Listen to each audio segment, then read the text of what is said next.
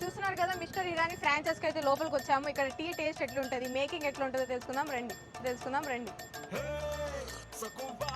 వా తాజ్ అన్నట్టుంది, నిజంగా చాలా బాగుంది. సో వీళ్ళ దగ్గర టీ కాకుండా మనకి బిస్కెట్స్ అండ్ బన్స్ కూడా ఉన్నాయి, వేరే ఐటమ్స్ కూడా. ఒకసారి టేస్ట్ చేసి చెప్తారండి. ఇక మలై బన్ కూడా ఇచ్చారు, ఒకసారి టేస్ట్ చేసి చెప్తా. నిజంగా చాలా బాగుంది. వీళ్ళ దగ్గర దీంతో పాటు బిస్కెట్స్ కూడా ఉన్నాయంట, దాని మీద కూడా పడదాం రండి.